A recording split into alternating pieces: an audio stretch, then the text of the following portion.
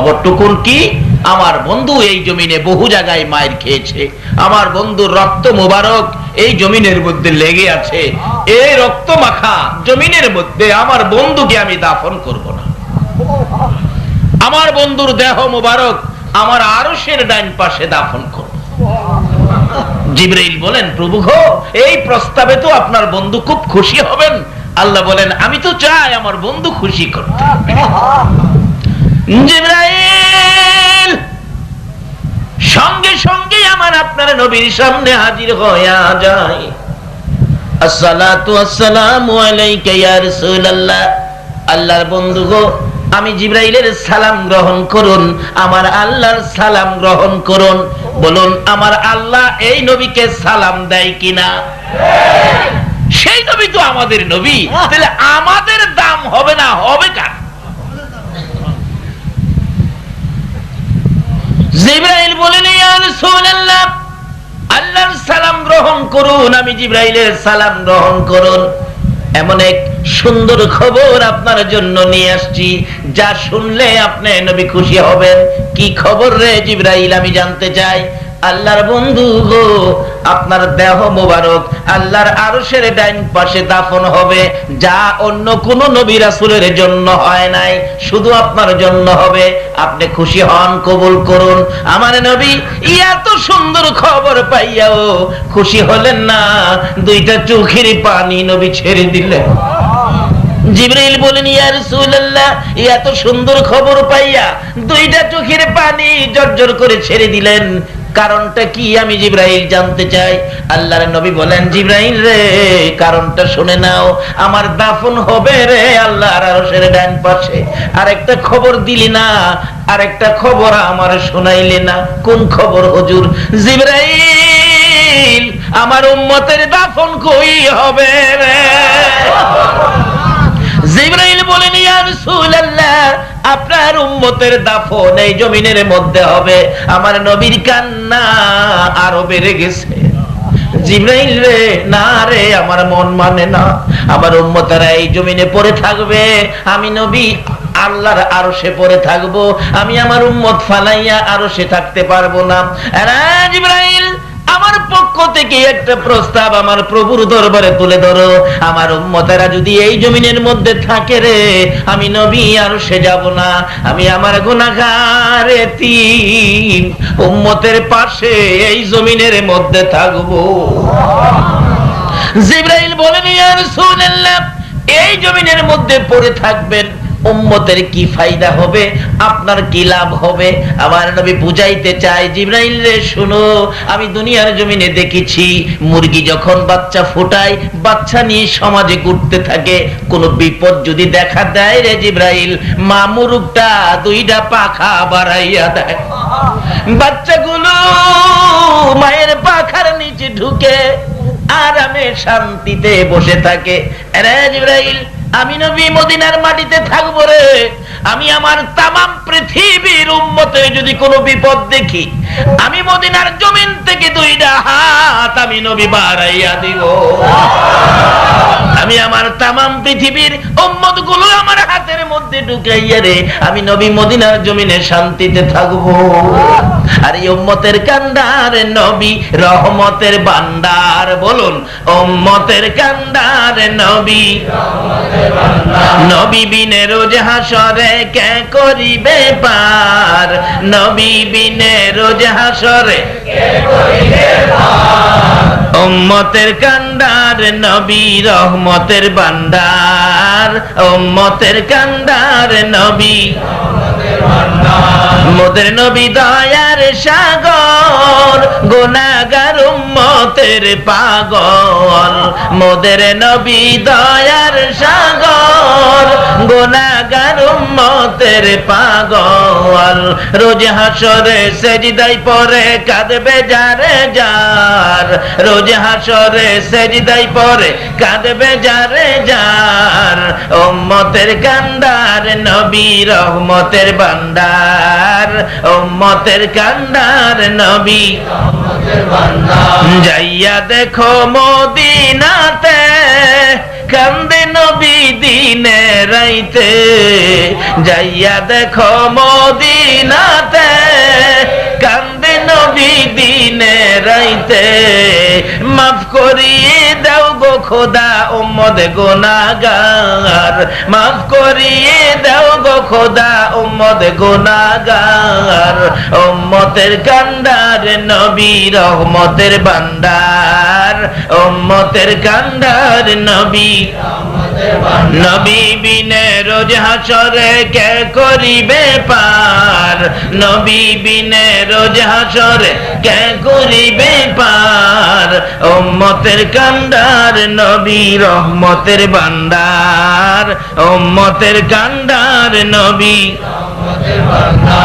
যে নবী উম্মত ফালায়া আর সে যায় না, যে নবী উম্মতের ব্যথা বুকে নিয়ে মদিনায় শুয়ে কান্দে, আল্লাহ বলেন বন্ধু এত মায়া তোমার উম্মতের জন্য, যাও আমি কথা দিলাম তোমার উম্মতের একটু সুযোগ পাইলেই আমি মাফ করে দিব। বিধায় আমরা আজকে মাপ চাই নাই, কিন্তু এই মাহফিলের উদ্দেশ্যে রওনা হলাম, সামনের পাও বাড়াইয়া পিছের পা উঠাইবার আগে আগেই এই বেহেশতের বাগানে ঢোকার আগেই আল্লাহ আমাদেরকে মাফ করে বেহেশতি মেহমান হিসাবে কবুল করেছেন। তাই আমরা সে আল্লাহর শুকর আদায় করেছি। গর্জিয়াস কণ্ঠে আবারও বলুন আলহামদুলিল্লাহ। এই আওয়াজ হয় না, মানুষ তো কম নয়, এই বর্ষাকালের মাহফিল প্রচুর মানুষ, আওয়াজটা তো সেরকম হলো না, এই জন্য তো আমরা বিজাতিদের হাতে মাইর খাই। বলুন আমরা যে নবীর উম্মত, এই নবী কি ছোট নবী না বড় নবী? নবী বড়, কিতাব বড়, উম্মত বড়, কিন্তু আওয়াজ তো ছোট হয়। অথচ এই নবীর উম্মতের জীবনী খুলুন, খোলাফায়ে রাশিদিন ওমর ফারুক রাদিয়াল্লাহু তাআলা যখন মদিনার শাসক ছিলেন, এখনকার যুগের শাসক না, নবীর ভালোবাসার শাসক। যে ওমর নবীর ভালোবাসা ঠিক রাখতে গিয়ে আপন পিতার কল্লা কেটে ফেলেছে, সেই ওমর যখন মদিনার শাসক ছিলেন, মদিনায় একবার ভূমিকম্পে মাটি থরথর করে কাঁপতেছে। মানুষ তো ভয় ভীতির মধ্যে, ওমর বলেন কোনো ভয় নাই হুজুর, ভূমিকম্প তো, দাঁড়াও ভূমিকম্পকে আমি সাইজ করতেছি, রাখো। ভূমিকম্পের বিরুদ্ধে লাঠি নিয়ে বেরিয়েছে ওমর, মাটিকে বলতেছে থামো, বলছি থামো, কি পাইছো নড়াচড়ি করবে, থামো, আমি ওমর বলছি। লাঠি দিয়া বাইরে ভূমিকম্প থামাইলেন। অবশেষে বলতেছেন এরে মদিনার মাটি, ভূমিকম্পে দিয়ে যে নড়াচড়িটা করলি, তোর কি লজ্জা করলো না? তুই কি জানোস না এই মাটিতে যে আমার রাসূল ঘুমিয়েছে? ওমরের চাবুকের আঘাতে মদিনার মাটি এমন ভাবে চুপ হয়েছে, কিয়ামত পর্যন্ত মদিনায় আর ভূমিকম্প হবে না। আমরা সেই নবীর উম্মত, যেই নবীর উম্মত ভূমিকম্প থামাইতে পারে, কিন্তু আজকে আমাদের আওয়াজ দুর্বল হয়ে গেল, সেই জন্য বিজাতির হাতে মার খায়। গর্জিয়াস কণ্ঠে ওমর যেই কালিমা পড়েছে, আমরাও সেই কালিমা পড়েছি। পরিচয় দেন আমরা ওমর মার্কা মুসলমান। শেষবারের মতো আবারও বলুন আলহামদুলিল্লাহ। মাশাআল্লাহ, আওয়াজটা মোটামুটি হয়েছে, ঘন্টা দেড়েক চলবে। তাই আসুন আগে বাড়ি। আবু জাহেলের রূপ ছিল প্রশ্ন, ভাতিজা তুমি বলে নবী হইছো, আমার মুঠের ভিতরে কি আছে বলো তো? মুঠের ভিতরে আসলে কি? ঘুমাই রয়েছেন আপনারা? খিনি ছিল বালি, ওই যে মরুভূমির পাথরের কণাতে নিয়ে বলে ভাতিজা বলো রে কি? এমন সময় জিবরাইল আইছে, ইয়া রাসূলুল্লাহ এর মুডের ভিতরে কি আপনি কইবেন না যারা আছে ভিতরে হেরাই কইব? হেরে জিগান।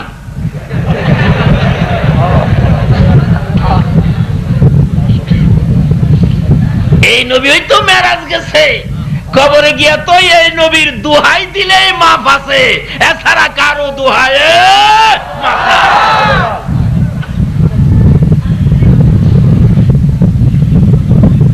জিবরাইল হুজুর জিগান, আপনি কইবেন না মুডের ভিতরে যারা আছে হেরাই কইব? এখন কি নবীজির আর কথা বলতে কোনো ভয় আছে? চাচা আপনার মুডের ভিতরে কি জিগাইলেন? কইবার লেগা অনকে আমি কমু না মুডের ভিতরে যারা আছে হেরাই কইব?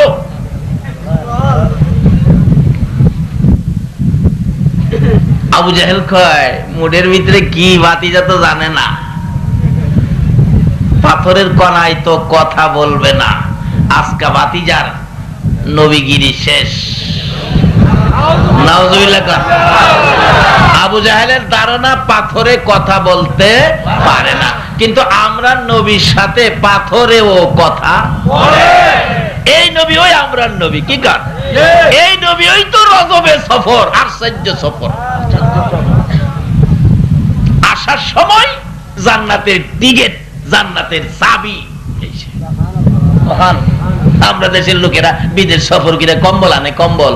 আমার নবী একটা কম্বল আনছে না, কি আনছে? কি আনছে? জান্নাতের। এই নবীরে ভালোবাসুন, দরকার আছে নি?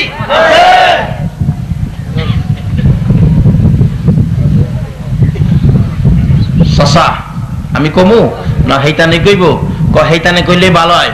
নবীজি গায়, এই আমার চাচার মুডের ভিতরে তোরা কারা? জবাব দে। সকল বালুর কণার থেকে আওয়াজ আসতেছে, ইয়া রাসূলুল্লাহ আমরা বালুর কণা। সুবহানাল্লাহ কইতেন না? আবু জাহেল খালি চাপে। আচ্ছা কোন তো নবীর লগে বালুর কণায় কথা কয়, হ্যাঁ সাইপটা বন্ধ করতে হবে। একবার গাউসে পাক 7 বছর বয়স, লম্বয়ে যাইব গা, কষ্ট হইতো না তো? 7 বছর বয়স, ওনার বাবা ইয়ামেন যাবে ব্যবসার উদ্দেশ্যে। সামনে দেখা রইছে, বাবা ইয়ামেন যাইবেন? হ, আমারে নিয়ম লাগবো আজকে। গাউসে পাকের বাবা কয়, বাবারে রাস্তাঘাট সুবিধা না, ভাগ বাল্লুকের ভয়, তোমাকে দেওয়া যাবে না। কয় না বাবা আমি যাব। আমার না নিয়া যাইতেন না। কি রে বাবা সর্বনাশ। আচ্ছা ঠিক আছে চলো। একটু দূরে গেলেই দেখে পাহাড়ের উপরে 2 ভাগ পজিশন নিচে, বাপ বেটারে দৌড়বো। বাবা তো কানতেছে, হাই হাই হাই বাবারে কেন আইলি? তোমারও খাইবো আমারও খাইবো। গাউসে পাক 7 বছর বয়স, হাসে। বাবা কি খন আপনি? বাবাই কান্দে, ফুলায় হাসে। বাবা কয়, আবু সালে কয়, আব্দুল কাদির তুমি হাসো? কব্বাতে আপনি কান্দেন, আমি কান্দবো না? বাঘ দেখো না, বাঘিল বয়েই তো আমি কান্দি। আমি হাসি কি লেগে জানেন? আব্দুল কাদিরের বাঘের কোনো ভয় নাই। বলো কি কান্দেন না? বা কান্দেন না? বাঘ দেখো না? দাঁড়ান আমি বাঘের ডাক দিতেছি। এ ভাগ, আমি আব্দুল কাদের, সাথে আমার বাবা আবু সালেহ, আমরা আখিরি নবীর উম্মত। যে নবী না হইলে তুই বাঘ হইতি না।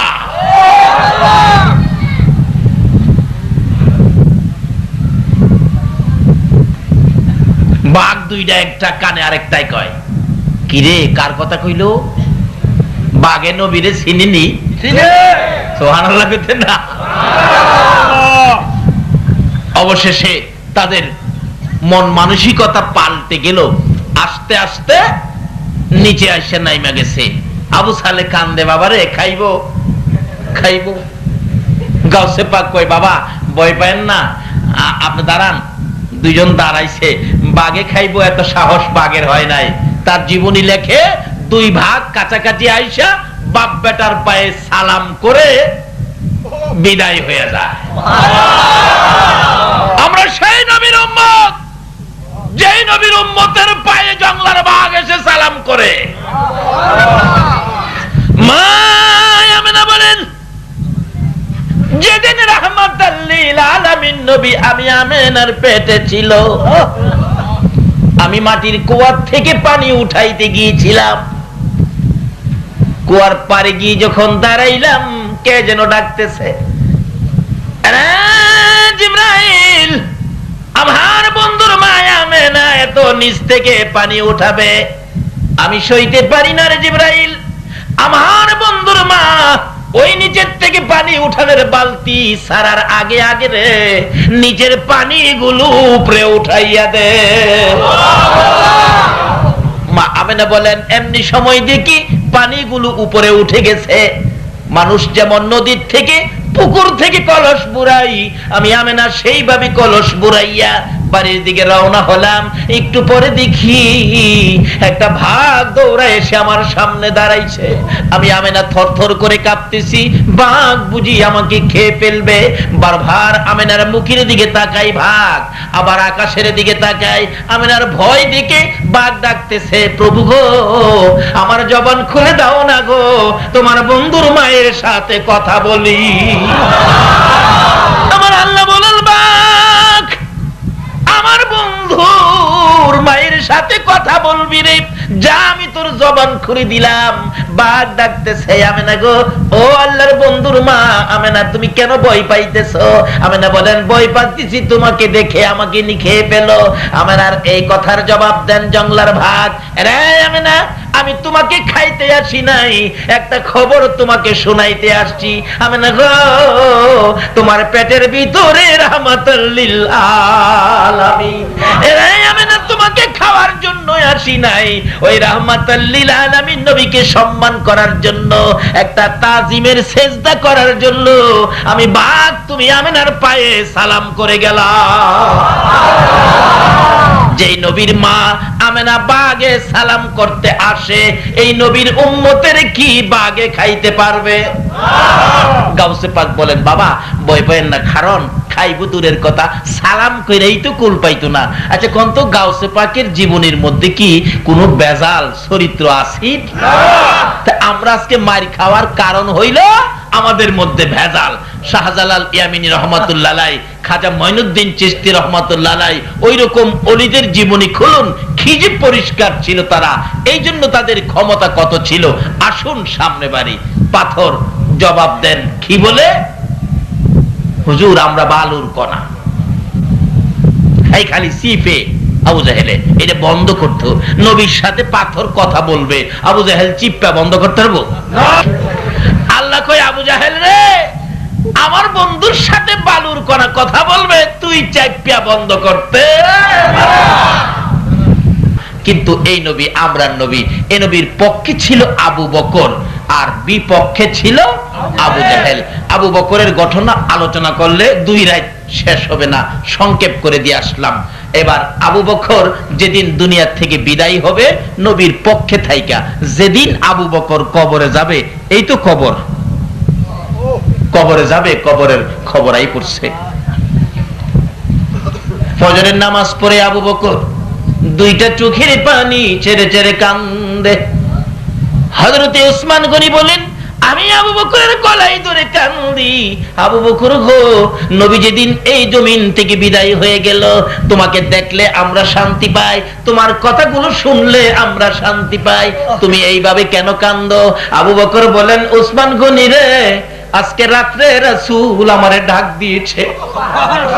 রে আবু বকর তুমি না ছিলে আমার হিজরতের সাথী, তুমি না ছিলে আমার গুহার সাথী, তুমি না ছিলে আমার মদিনা যাওয়ার সঙ্গী, তুমি না গুহার মধ্যে আমি যে ঘুমিয়েছিলাম তোমার উরতের উপর মাথা রেখে, তোমাকে যে সাপে দংশন করেছে, তুমি যে জীবন দিতে রাজি, আমি রাসূলের ঘুম ভাঙাইতে রাজি না। আবু বকর 2 বছর 2 মাস 10টা দিন পার হয়ে গেল, আমি রাসূল একা একা রওজায় শুয়ে আছি। তোমার কি মন চাই না রে আবু বকর আমার পাশে শোয়ার জন্য? আমি রাসূল আর কতদিন একা একা থাকবো? এমনি সময় দয়ার নবী মায়ার নবীর ডাক আবু বকরের কানে লাগলে আবু বকর ঘুম থেকে উঠে কাঁদতেছেন, নবী আমাকে ডাক দিয়েছে বিদায় হয়ে যাব। ফজরের নামাজ পড়ে বিছানায় বসে কান্দে। ওসমান গনি বলেন কান্দো কেন? ও ওসমান গনি আমি বিদায় হব, কান্দি ওসমান গনি শোনো গো, আমি তো নবীর প্রেমে নবীর ভালোবাসায় নবীকে খুশি করে আল্লাহকে পাওয়ার জন্য আমার সকল সয় সম্পত্তি বিলীন করে দিয়েছি। 10টা পাই পর্যন্ত আমি আবু বকরের ঘরে নাই। আজকে রাত্রে আলু জ্বালাবো তোল কিনার পয়সা পর্যন্ত আমার ঘরে নাই। এরে ওসমান গনি, আমি যদি আজকে মৃত্যুবরণ করি, কথা দাও আমি আবু বকরের কাফনের কাপড় কিনা দিবানি। সংক্ষেপ করে দিলাম, এই নবীকে চিনার পরে আবু বকর এইভাবে সব বিলীন করে দিয়েছে। আমার নবী একদিন মসজিদে নববীতে গায়ের চাদর মুবারক বিছাইয়া ডাকতেছেন, দেখি কে আমারে চিনো, কে আমারে কিনবা, কে আমাকে ভালোবাসো, কে আমাকে খুশি করার জন্য কি করতে পারো। সবাই দৌড়ে গেলেন, যা পায় তা নিয়ে আসে। হুজুর নিয়ে আসলাম। কি আনছো? আমার যা সম্পত্তি আছে 4 ভাগের 3 ভাগ রাখলাম, 1 ভাগ আপনার জন্য নিয়ে আসলাম। হুজুর আমি নিয়ে আসলাম। কি আনছো? 4 ভাগের 2 ভাগ রাখলাম, 2 ভাগ আপনার জন্য নিয়ে আসলাম। এইভাবে জমা দিতে থাকলো রাসূলকে খুশি করার জন্য। হযরতে আবু বকর বাড়িতে যাইয়া 2টা চোখের পানি ছেড়ে ছেড়ে কান্দে। বিবি বলেন, স্বামী গো কেন কান্দো, ব্যাপার কি? কান্দি রে বিবি, রাসূলকে খুশি করব, ঘরে কিছুই নাই, আমি কি নিব, কি দিব, কি দিয়ে খুশি করব। এবার গায়ের রুমালটা বিছাইয়া 4 কাপ পাইলেন, দিলেন, গ্লাস পাইলেন, দিলেন, নিমকদানি পাইলেন, কুপি বাতি পাইলেন, কুটিনাটি ছোটখাটো জিনিস যা ছিল প্যাকেট করলে। বিবি ডাকতেছেন, স্বামী গো এই সবগুলো প্যাকেট করে কই নিয়ে যাবেন? ও বিবি, রাসূলের জন্য নিয়ে যাব, ঘরে দি কিছুই নাই, সব নিয়ে যাবেন। হ, এমনি কেউ সময় দেখে মহিলারা কানের অলংকার খুলে খুলে, গলার হার খুলে খুলে পাঠাইতেছে বাচ্চাদেরকে দিয়ে। আবু বকরের বিবি বলেন, স্বামী মহিলারা ওদিকে কিছু দেয়, আমি কি দিব, আমার জন্য কিছু রাখেন। একটা গ্লাস হাতে নিয়ে বললেন, এই গ্লাসটা আমার নামে নবীর রুমালে দিয়েন। আবু বকর বলেন, বিবি গো আমি তো সবগুলি নিয়ত করে ফেলেছি, আমি আবু বকর দিব, এই নিয়ত আর ঘুরাইতে পারবো না, তোমার নামে নিব না। বিবি বলেন, স্বামী তা যদি না করেন একটু দাঁড়ান, আমি রাসূলকে খুশি করার জন্য কিছু করব। কি করবে রে বিবি? সঙ্গে সঙ্গে আবু বকরের বিবি বিছানার থেকে খেজুর পাতার চাটাই টাইনা টাইনা বাহির করে, খেজুর পাতার চাটাই পরনে লাগাইয়া পরনের কাপড় টাইনা টাইনা খুলে। আবু বকর বলেন, বিবি কি করবি রে? পরনের কাপড় খুলে, স্বামী গো আর কিছুই নাই রাসূলকে দেওয়ার জন্য, আমি খেজুর পাতার চাটাই পরে পরনের কাপড় খুইলা দিলাম, আবার রাসূলের রুমালে দান করে দিও। আবু বকর বলেন, বিবি রে তোর কি মন চায় পরনের কাপড় খুলে রাসূলকে দেওয়ার জন্য? আবু বকরের বিবি বলেন, স্বামী গো শুধু পরনের কাপড় নয়, আমার মন চায় কলিজাটা খুইলা রাসূলকে দেওয়া দিতে। এইভাবে আবু বকরের বিবি সহ আবার রাসূলের জন্য পাগল ছিলেন। সংক্ষেপ করে দিলাম, বিদায় হবে। ও আবু বকর বিদায় হয়ে যায়, সকালবেলা কাঁদতেছে হযরতে আলী রাদিয়াল্লাহু তাআলা আনহু গলায় ধরে, আবু বকর এইভাবে কান্দো, তুমি বিদায় হয়ে গেলে আমরা কার কাছে যাব, কার কথা শুনবো, কার কাছে গিয়ে শান্তি পাবো? অনেক লম্বা ঘটনা সংক্ষেপ করে দিলাম। আবু বকর বলেন, ও সঙ্গীরা রাসূল ডাক দিয়েছে, আর থাকবো না, বিদায় হয়ে যাব। আমি যে রাসূলকে ভালোবাসতাম, নবীর পক্ষে ছিলাম, নবীর কথাগুলো মানতাম, নবীকে ভালোবাসতাম, নবীর জন্য সব বিলীন করে দিয়েছিলাম। আমার এই ভালোবাসায় আমার নবী খুশি হয়েছে কিনা আমি কবরে যাওয়ার সময় তোমরা প্রমাণ করে দিও। কই যাওয়ার সময় কিভাবে করব? আবু বকর আমাকে গোসল দিয়ে কাফন পরাইয়া জানাজা শেষ করে কবর দেওয়ার আগে নবীজির রওজার পাশে রাইখা ডাক দিও নবীজিকে, নবী গো আপনার গোলাম আবু বকর আপনার পায়ের নিচে হাজির, বলুন আবু বকরকে কোথায় দাফন করব? নবীজি রওজা পাকে আসেনি? জীবিত না মৃত? আপনাদের বিশ্বাস কি জীবিত না মৃত? হায়াতুন নবী, জিন্দা নবী রওজা পাকে এখনো শুয়ে শুয়ে আপনার আমার জন্য এই নবী কাঁদতেছে।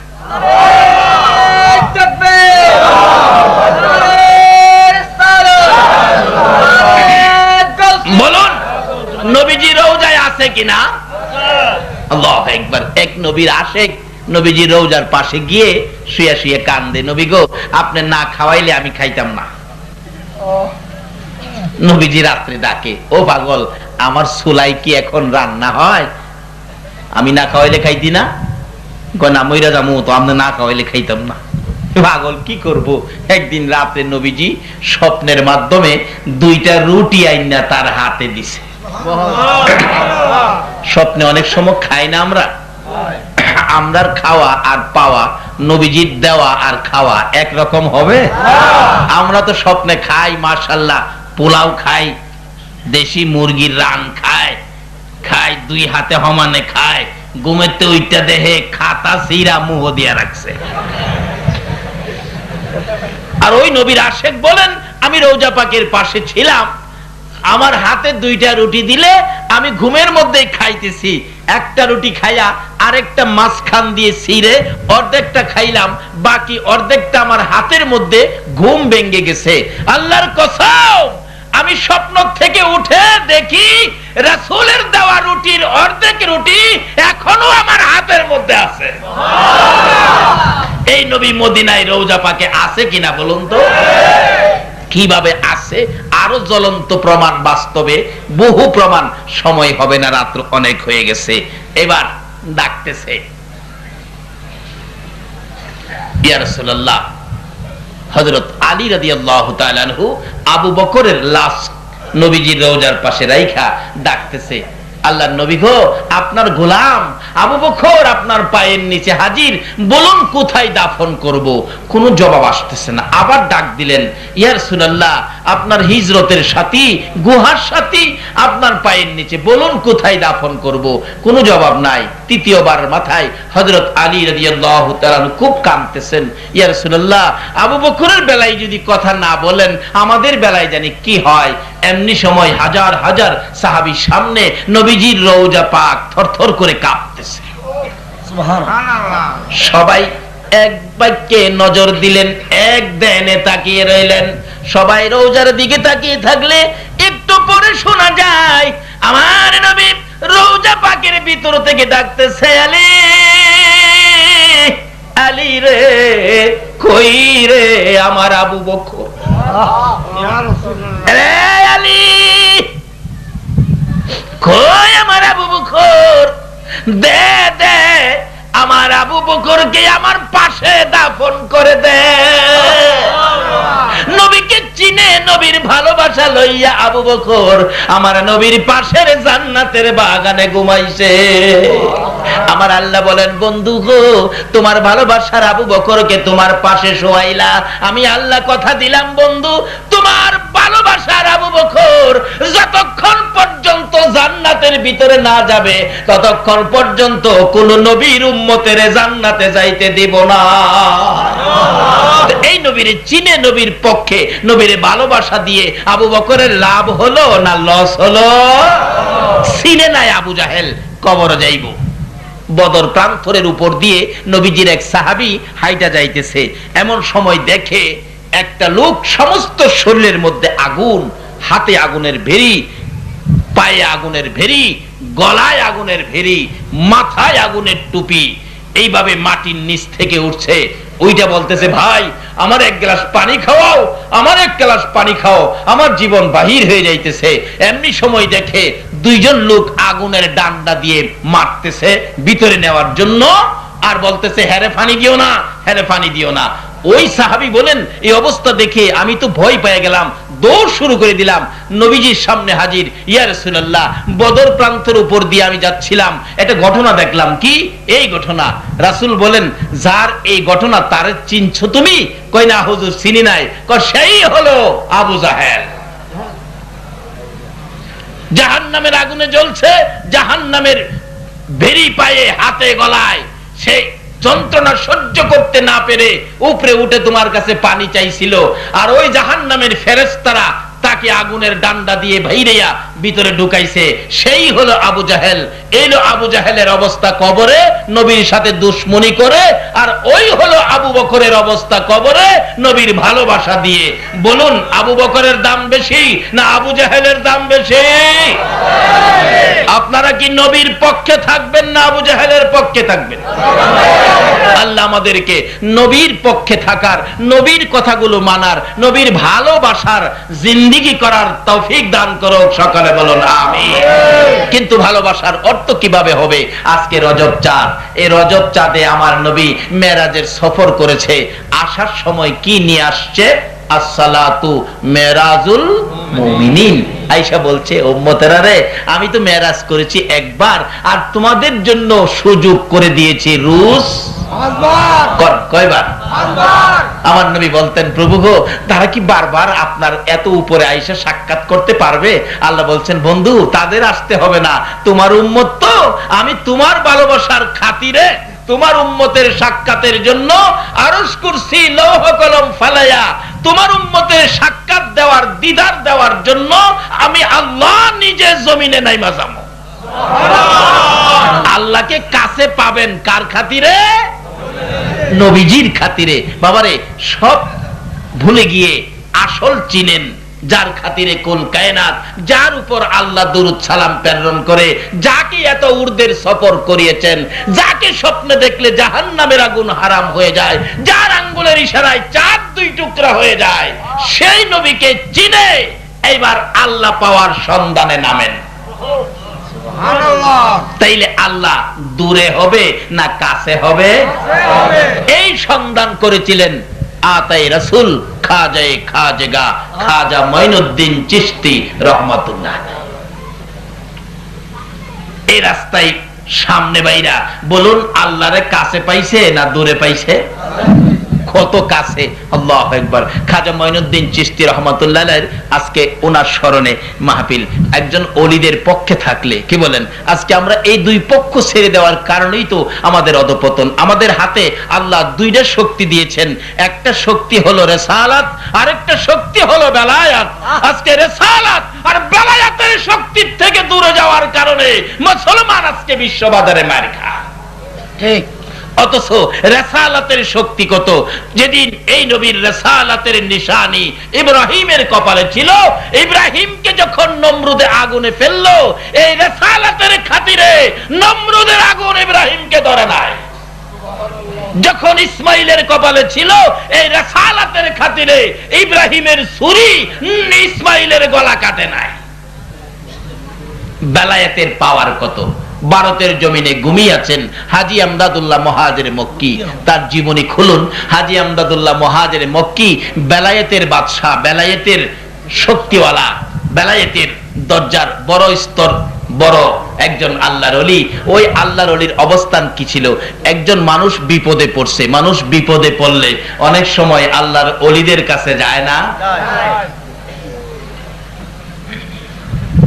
এখন তো মানুষ যাইতে চায় না, হুজুর কিভাবে যাবো, গেলেই তো ফতোয়া আসে, শিরিক শিরিক শিরিক। অথচ বিপদে আপদে পড়লে জাতীয় ভাবে ওলিদেরকে স্মরণ করে। আপনারা শুনেন নাই? রেডিও টিভির গান শুনেন নাই? দেখছেন না? যদি বন্যায় দেশ বাসাইলা, খরায় দেশ পুইরালা, বিশৃঙ্খলা অভাব দেখা দেয়, তখন দেখবেন রেডিও সেন্টারে গান দেয়, ওলি আল্লাহর বাংলাদেশ, কয় না কয় না, শহীদ গাজীর বাংলাদেশ, তাদের রস্তে তাদের হস্তে রহম করুন আল্লাহ, রহম করুন আল্লাহ। বিপদে বললে এরা রস্তে আর রস্তে।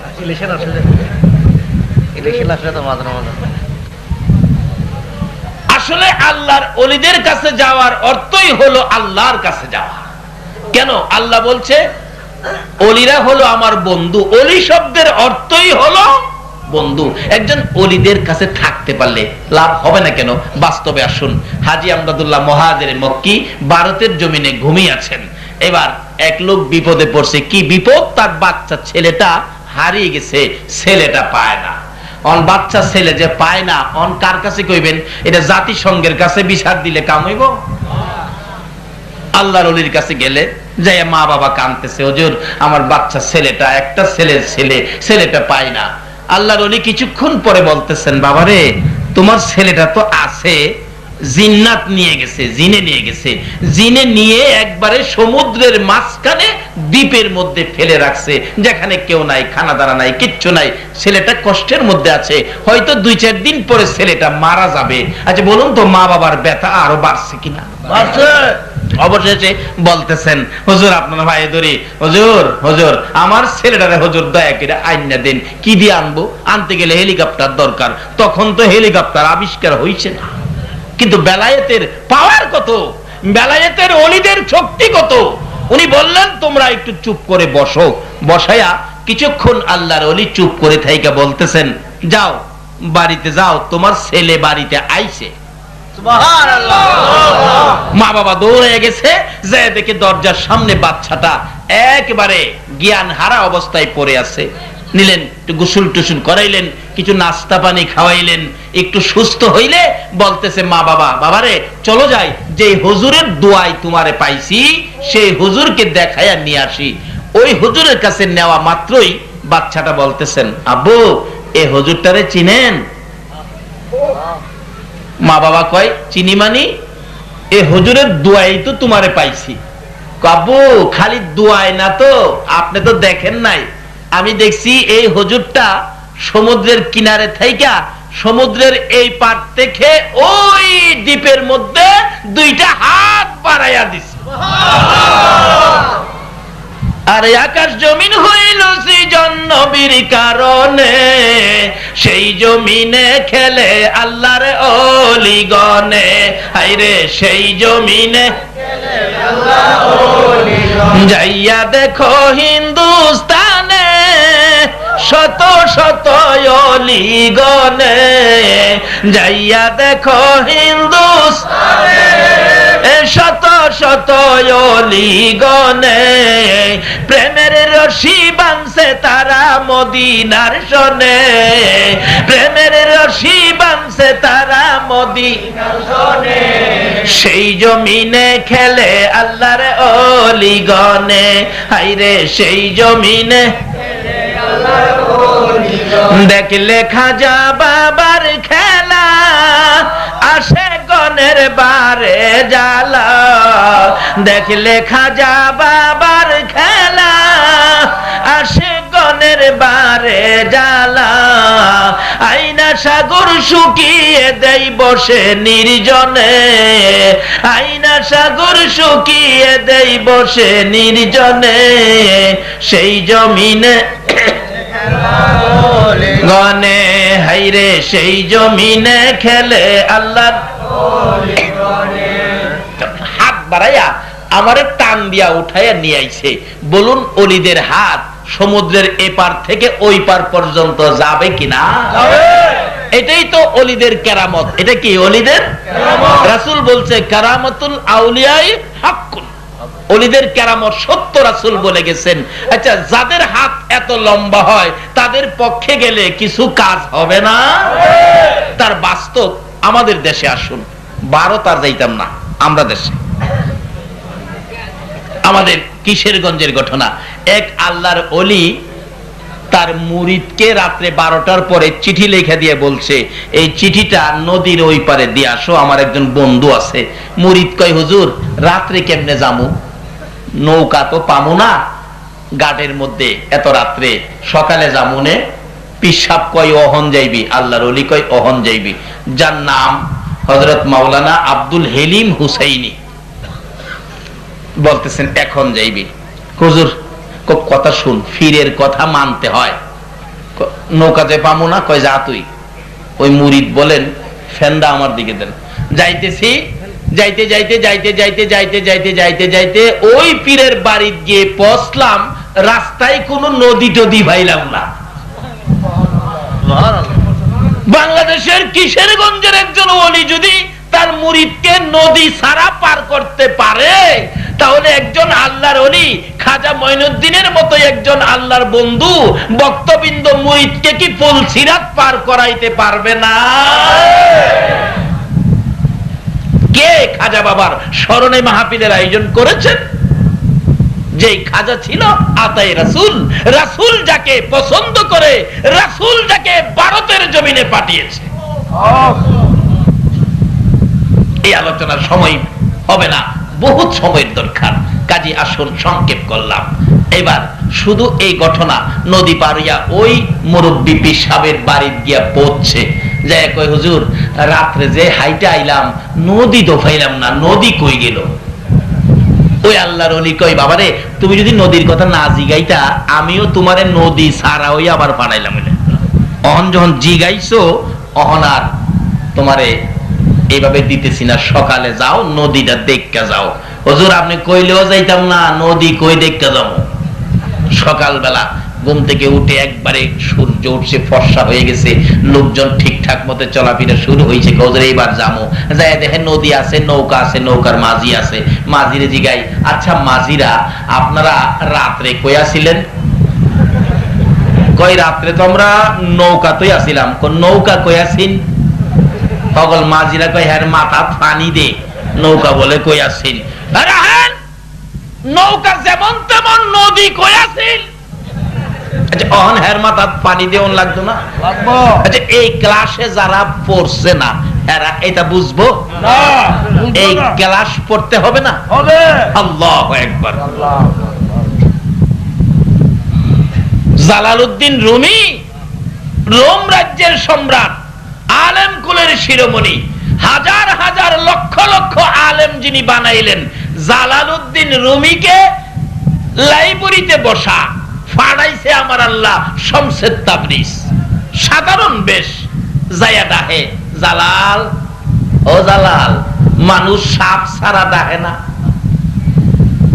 আমাদের জালাল কইছে কি এগুলি কি? এগুলি এগুলি কি তুমি বুঝদা না? এগুলি কিতাবাদি বুঝিন না? এখন তো বড় হুজুর হইলেই তো আমি তো বুঝি, ফিসাবরা কি বুঝে?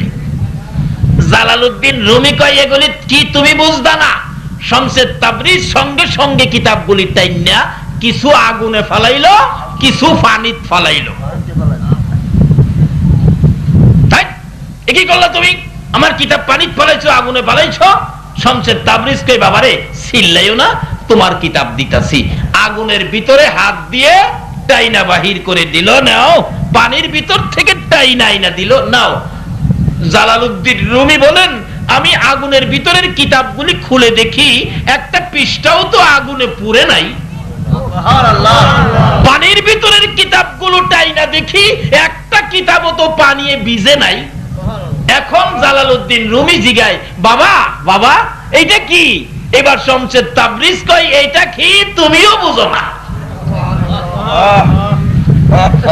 শরীয়তওয়ালা কই মারফতওয়ালারে তুমি বুঝো না, মারফতওয়ালা কই শরীয়তওয়ালারে তুমি বুঝো না। এই জন্য শরীয়তের ইলম শিক্ষা শেষ হয়ে গেলে ইলমে মারিফতের দরজায় ভর্তি হয়ে যাও। যারা শরীয়তের ইলম শিখে মারফত শিখে নাই তারাই সমাজে বিশৃঙ্খলা করে। শরীয়তের ইলম শিখার পরে মারফতের মাদ্রাসায় ভর্তি হও। খাজা মঈনুদ্দিন চিশতির জীবনী খুলুন, গাউসে পাকের জীবনী খুলুন, তারা প্রত্যেকেই শরীয়তের ইলম শিক্ষা শেষ করেই ইলমে মারিফতের মাদ্রাসায় ভর্তি হয়ে গেছে।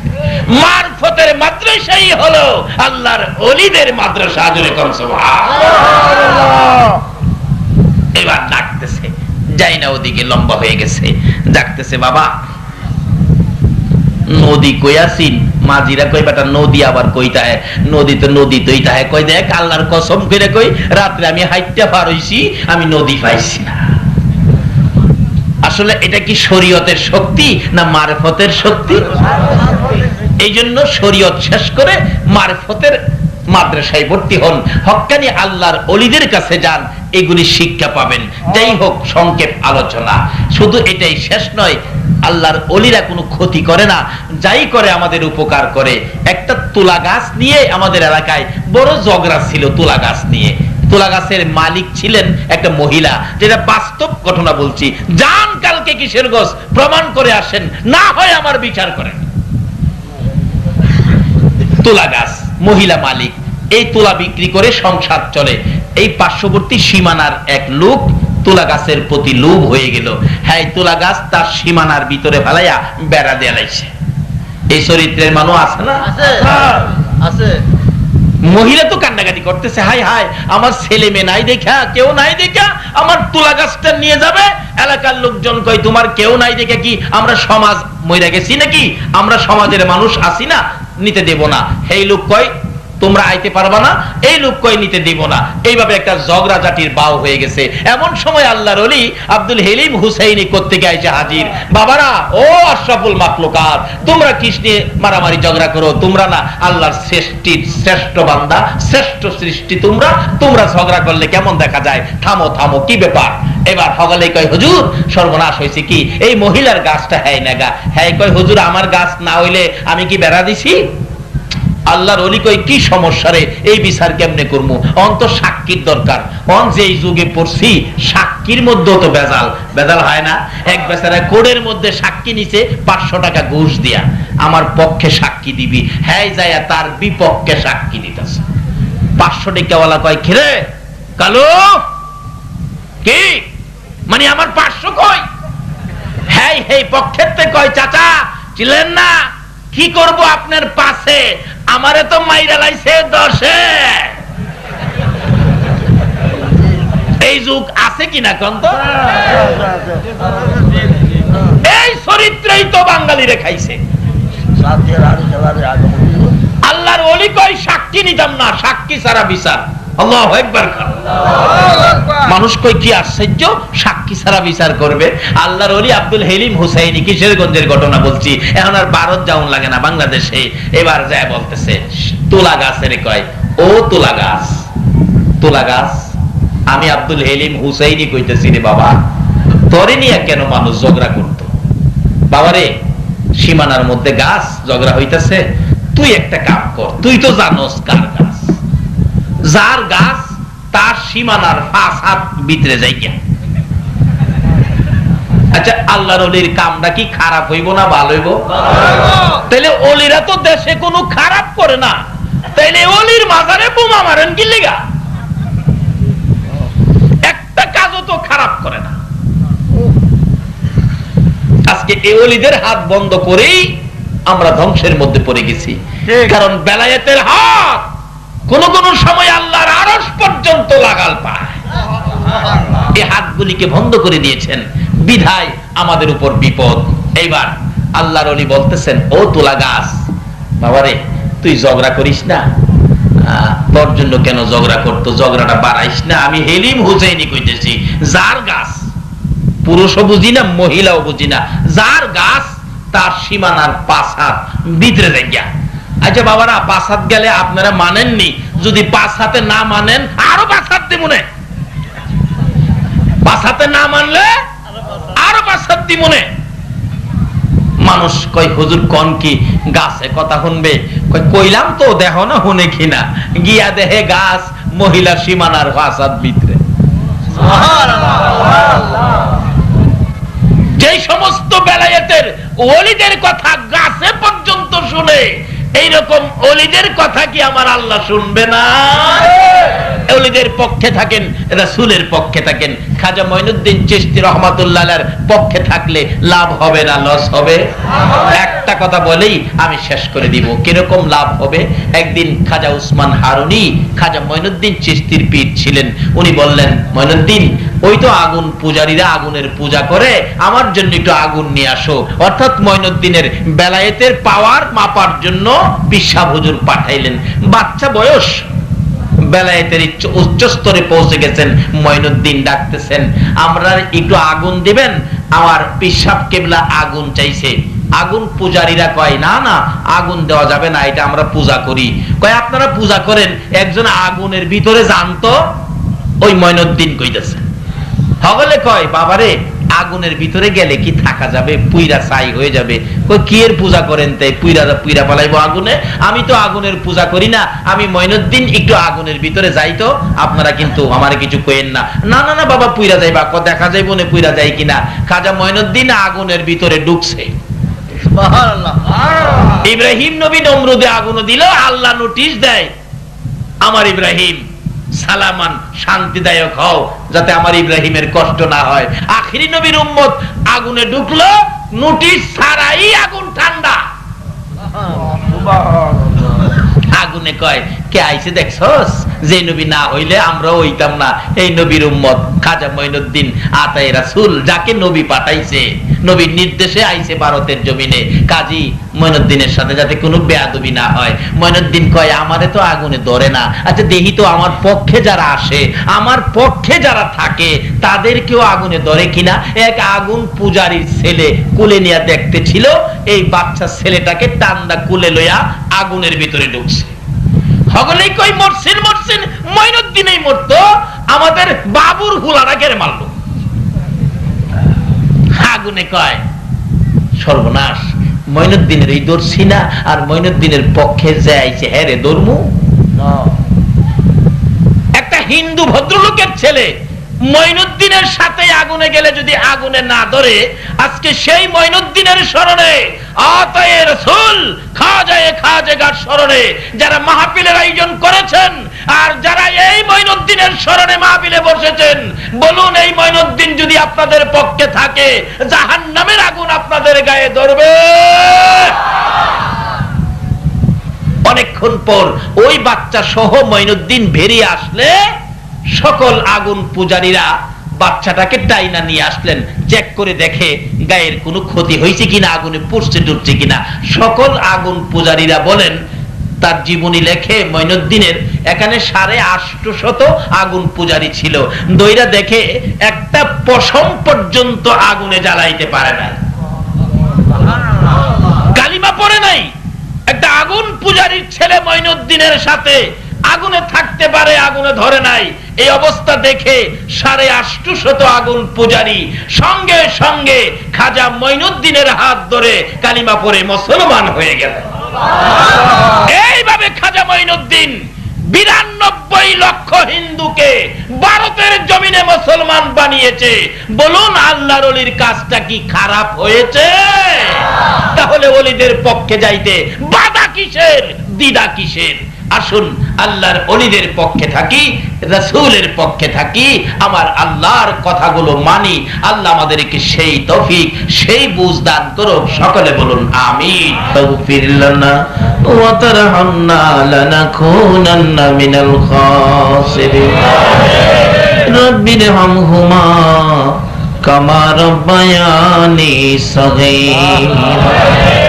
রব্বুল আলামিন, রজব চাঁদে তোমার শাহী দরবারে হাত বাড়াইলাম। মাওলাদ, এত বরকতের চাঁদ, যেই চাঁদে তোমার বন্ধুকে তোমার বাড়িতে নিয়েছো,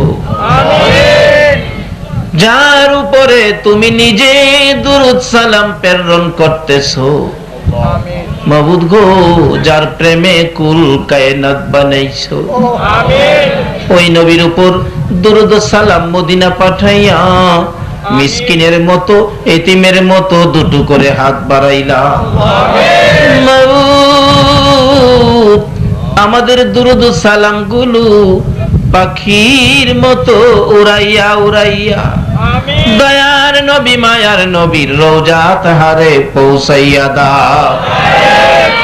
দরুদ সালাম উসিলা করে, আজকের মাহফিল উসিলা করে, আমার নবীর মেরাজের সফর উসিলা করে, ইয়া আল্লাহ খাজায়ে খাজগা খাজা মঈনুদ্দিন চিশতি রহমাতুল্লাহ আলাইহির শরণ উসিলা করে আমরা যারা হাত বাড়াইছি, আমাদের তামাম জিন্দেগীর গুনাহগুলো ক্ষমা করে দাও। মাবুদ, আমাদের মনে বড় আশা গো, আজকের মাহফিলে তুমি ক্ষমা করে দিবা। আশা করেছি এই জন্য আমরা যে তোমার আখিরি নবীর উম্মত, যে নবীর জন্য এত কিছু করেছো, এই নবীর উম্মতের কি মাফ করতে পারো না? নবীর জন্য কুল কায়নাত সাজাইছো, এই নবীর উপর তুমি নিজে দুরূদ সালাম প্রেরণ করতেছো, তুমি কি আমরারে মাফ দিতে পারো না? আমাদের কার জীবনে কত গুনাহ হিসাব জিগাইও না। কে নেককার কে গুনাহগার কাউরে কিছু কইও না। এই রজব চাঁদে নবীর মেরাজের খাতিরে আখিরি নবীর উম্মত বলে আমাদের সবাইকে তুমি মাফ করে দাও গো আল্লাহ। এই আল্লাহ সারা রাত মাহফিলে কাটাইয়া তোমার বান্দারা তোমার বন্ধুর গুনাহগার উম্মতেরা হাত বাড়াইছে, মাপ চাইলা মাফ করছো নি গো আল্লাহ। ডাক দেন না আল্লাহ, এই আল্লাহ, এই আল্লাহ, জীবনের গুনাহ মাফ করছো। জিগান না, জিগান না, জীবনের গুনাহ মাফ করছো। দুনিয়াতে দেখি সন্তানেরা অপরাধ করলে মা বাবা রাগ হইয়া যায় রে, এই সন্তান বাড়িতে জায়গা দিব না। তারপরেও রাত্র যখন গভীর হয় বাবা একটু পরে পরে জিগায়, জয়নালের মা, জয়নাল কই রে, এখনো কি বাড়িতে আসে না? বাবার মন তো মানে না অপরাধী সন্তানের জন্য। মা দরদি দরজাটা খুইলা দাঁড়াইয়া থাকে গো, ও অপরাধী সন্তানের জন্য মায়ের মতো দরদি যদি দরজা খোলা রাখতে পারে গো, আমরা যে তোমার বন্ধুর গুনাহগার উম্মত, তুমি কি মাফের দরজা খুলতে পারো না? আল্লাহ, ওই অপরাধী সন্তান ঘরের কাছাকাছি যাইয়া ঘরে ঢুকার সাহস পায় না, অপরক হইয়া একটা ডাক মারছে, মা, মা, মা গো মা। অপরাধী সন্তানের ডাকটা শুনে মা হারিকেন লইয়া দৌড়াইয়া বাহির হইছে। মায়ের মতো একটা দরদি যদি অপরাধী সন্তানের ডাক দিলে হারিকেন নিয়ে বাহির হয়, তোমার বলে ৯৯ ভাগ মায়া আছে গো আল্লাহ। এই আল্লাহ, এই আল্লাহ, তোমার ৯৯ ভাগ মায়ার দুয়ারে আমরা গুনার বোঝা লইয়া তোমার আল্লাহ আল্লাহ কইয়া ঢাকলাম। তোমার কি মায়া লাগে না? তোমার কি দয়া লাগে না? আমাদের কথাই যদি মাপ না দাও, তোমার বন্ধু যেদিন দুনিয়া থেকে বিদায় হবে চোখ ভর্তি পানি ছিল। জিবরাইল জিজ্ঞেস করেছিল, হুজুর কেন কাঁদেন? দুনিয়ায় কি আরো কিছুদিন থাকতে চান? আমার নবী বলেন, না রে জিবরাইল, তা না। তাহলে কেন কাঁদেন? আপনার কি ফাতেমার জন্য মায়া হয়? না রে না। হুজুর এই মুহূর্তে কেন কাঁদেন? আপনার কি হাসাইন আর হুসাইনের জন্য মায়া হয়? আমার নবী বলেন, জিবরাইল না রে না, আমি আমার উম্মতের জন্য কাঁদি। মাবুদ গো, আমাদের দিকে তোমার যদি মায়া না হয়, তোমার নবীর চোখের পানির উসিলায় আমাদেরকে মাফ করে দাও। আল্লাহ, এত রাত পর্যন্ত ৪টা পার হয়ে গেছে, তোমার বান্দারা কষ্ট করেছে, তুমি যদি মাফ না দাও মুখটা আর কারে দেখাইব গো আল্লাহ? তোমার কাছে যদি তোমার বন্ধুর উম্মতেরা মাফ না পায়, তুমি বলো না আমরা আর কার কাছে যাবো গো আল্লাহ? ফিরাইও না, ঘুরাইও না, কার জীবনে কত গুনাহ হিসাব জিগাইও না। এই মাহফিলের সবাইকে তুমি মাফ করে দাও। ই আল্লাহ, জীবনের গুনাহ মাফের আসার দরখাস্তের পর আরেকটা দরখাস্ত করি, তুমি কিন্তু রাগ হইও না। এতগুলো মানুষ রাত্র ৪টা পর্যন্ত বসে আছে, কেউ তো বাড়িতে গেল না। আমি তো জানি না কে কোন ব্যথা লইয়া বসে আছে। কার মনে জানি ব্যথা মানাই, কার মনে জানি ব্যথা বাবা নাই রে। আমার মতো মায়ের অভাবী কে জানি রে হাত বাড়াইছে, যার বাবা নাই বাবার অভাবী কে জানি হাত বাড়াইছে। যে বাবা মাথার গাম পাতায় পালাইয়া রোজগার করে তোমার আমার মতো সন্তানের খাওয়াইতো, বাবা জীবনে কোনোদিন খালি হাতে বাড়িতে আসতো না।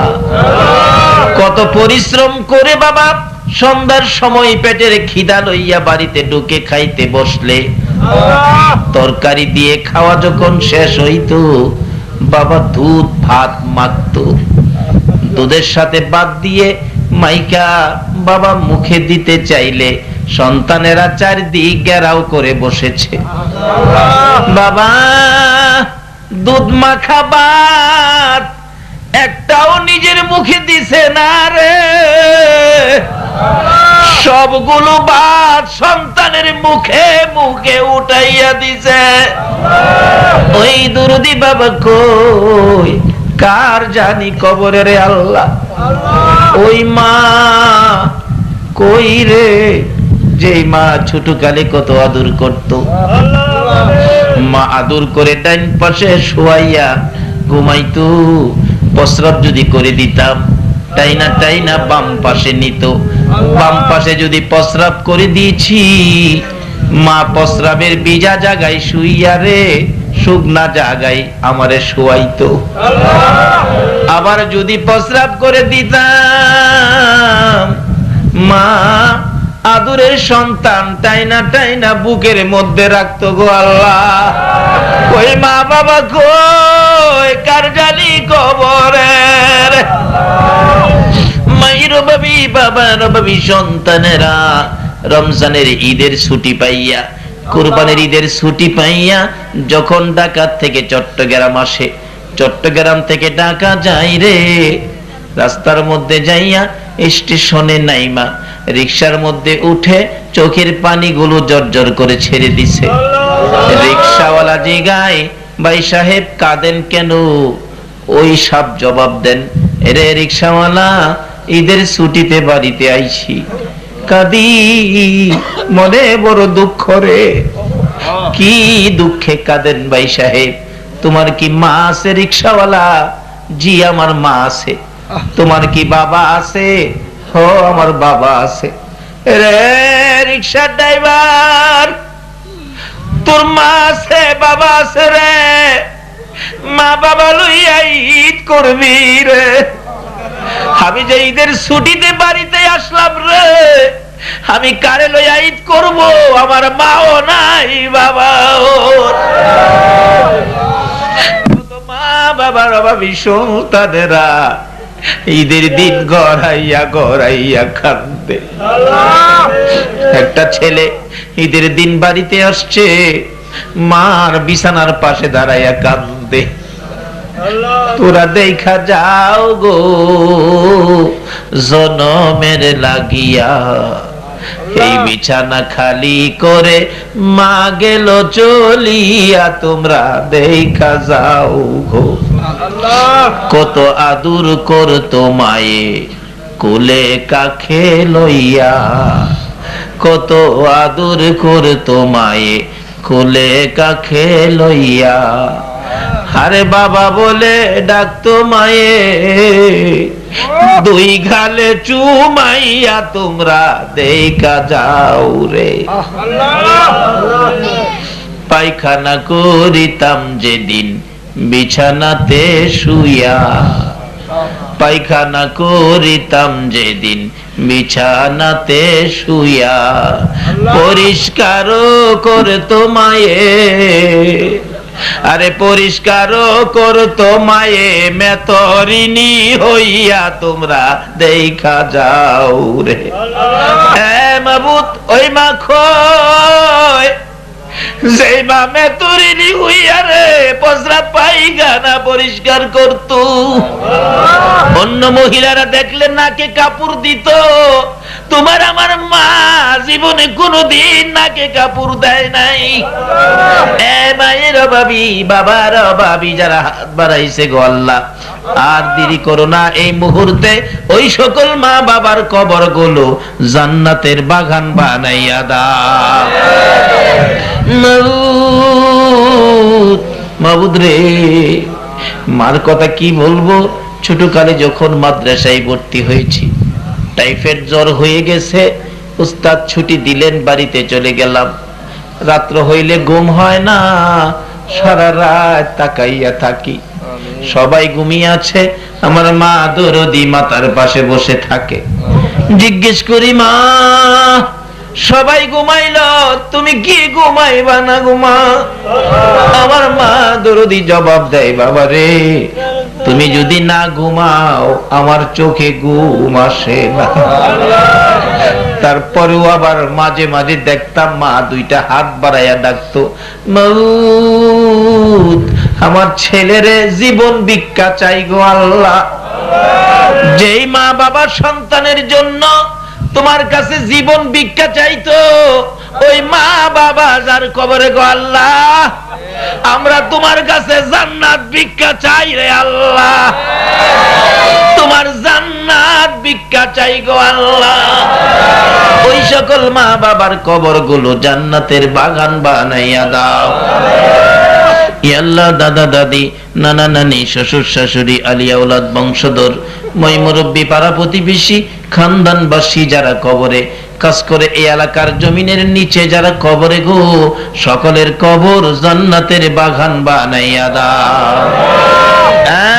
মাবুদ, যারা দুনিয়াতে আছে হায়াত বাড়িয়ে দাও।